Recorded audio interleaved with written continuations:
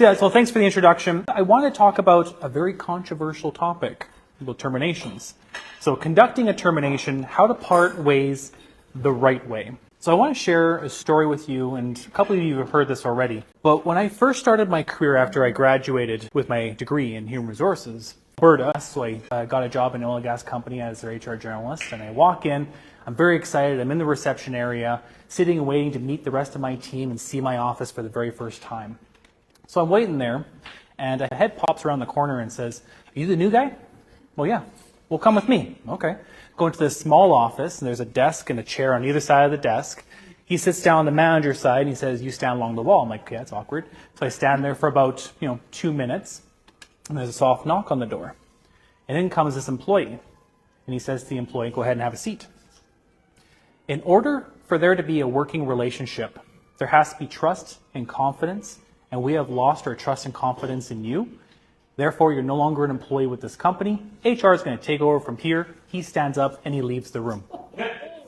Now, this is the first maybe 15 minutes, day one, first 15 minutes into my career. And this person was obviously very upset. I was sheet white, sweating bullets, and I just kind of fumbled my way through it, and I sat down, read the termination letter verbatim, word for word, exactly how it says, and he was distraught, and he leaves in a huff, and absolutely understandable. So, yeah. So that moment was devastating for the employee, and it was devastating for me too, because I was part of that moment. After that memorable first day, I have received a badge of dishonor along the way of surpassing about 500 terminations in my career so far. Okay? So this is getting, yeah. Thank you. Autographs after the show. So I'm a nerd and I love studies. One study determined that the emotional impact of losing a job is comparable to losing a loved one. Terminated employees go through the 5 stages of grief. The denial, the anger, the bargaining, the depression, and the acceptance. They also face disruption to their sense of purpose and their social network. They woke up and went to the same place every day and saw the same people. Now that's no longer the case. Not to mention the financial hardship that doesn't help the situation. I only mention this to put proper weight on a termination. It shouldn't be something business leaders should jump to lightly. Okay? Now, 10 minutes is not enough time to go through all the logistics of a termination. I can probably host a half-a-day course to go through the with cause, without cause termination and what to offer, etc. I'm not going to go through that stuff today. But let's assume the decision to terminate an employee has already been made, and what I want to share is how to move forward with the meeting itself. So terminations take careful planning. You need to think about the room that you'll be meeting in. Is it near an exit? Is it visible to the rest of the team? Is it private and soundproof?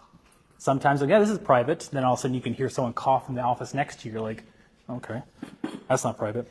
I ask because a manager once conducted a termination meeting in a room we called the fishbowl. And that's because the glass walls and doors and everyone lived in that moment with that termination with that individual.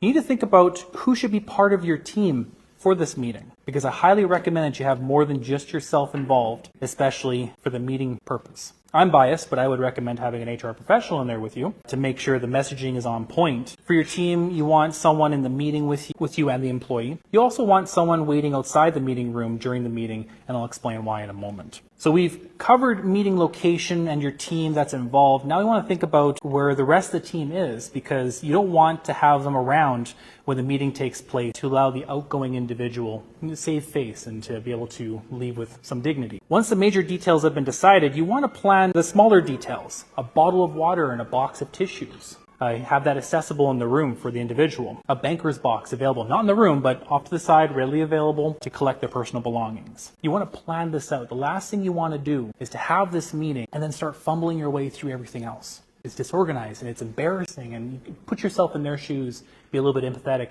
and to feel what they're feeling, that this is not a moment they want to linger in for long. So let's have it organized as much as possible. Now, if at this point in the presentation you're feeling butterflies in your stomach, that's a good thing. You need to care to do this right. You need to be prepared for so many variables that could happen as an individual will go through those 5 stages of grief, but it won't be in linear order. They won't start with this and end in acceptance. They may jump straight to anger. Like, there's different variables to consider during this moment. This is a bit grim, but I have had people, cry in the meeting, understandably, beg for their job. And a couple times the individual in the meeting got so angry they flipped the table. Things you have to expect and anticipate in these meetings. With proper planning, I've had people accept the information, and now more and more consistently I've received thank yous and handshakes because of the planning we do and make sure it's all organized. So now that you've planned a bit, let's go through an ideal situation and execution of the meeting to show what it could look like if it was planned out properly. Imagine the meeting is scheduled for 10 a.m. on a Monday. At 10 a.m., one leader will go and collect the individual, and another leader will gather the rest of the team into the break room for possibly donuts and coffee. In the break room, everyone grabs their drink and takes a seat in the break room, and so the leader can explain to them what is taking place in another room, being completely transparent with them. So they're being transparent about what's happening and how the work from that individual will be distributed. So there's no worry about that. They already have a plan in place for that. And the plan is to fill the role. They also want to acknowledge how the team must feel in that moment and reassure them that no other terminations would take place. Because things you don't consider is the people who are left behind are worrying about their job next. Am I next? You don't want that to be an issue. Be transparent and communicate. So that's what happens in that one meeting. Back in the other room, the direct manager of this individual and another leader are waiting as the individual is brought into the room. Once the individual is in the room, the one person that brought him forward waits outside the meeting room. So the direct manager would say to the employee, "Hi, Jim. I have to let you know that we have made the difficult decision to end your employment effective today. Thomas and Sarah will go through the details with you now, and after, you'll have a chance to collect your belongings and head home. I wish you the best of luck in your future endeavors." And the direct manager would then leave the room, and the other leader waiting outside, revolving door, will swap in and come into the meeting with them. So that's important because that anger and frustration and shock will go with that person who leaves the room. So it's no longer just anger and I'm not listening to anything you say. That anger has left the room with that individual, and now you're here to listen to the details of whoever's remaining because they're not directly involved.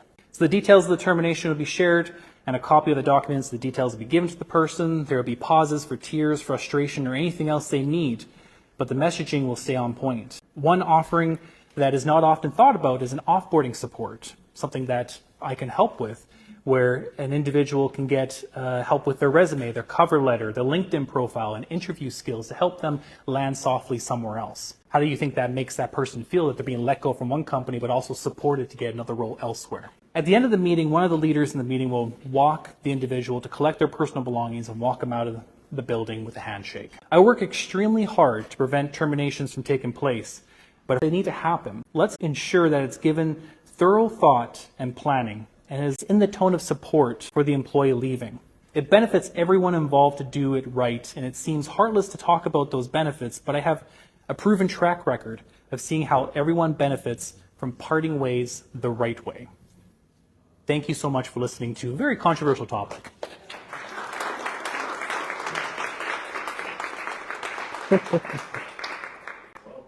Good job.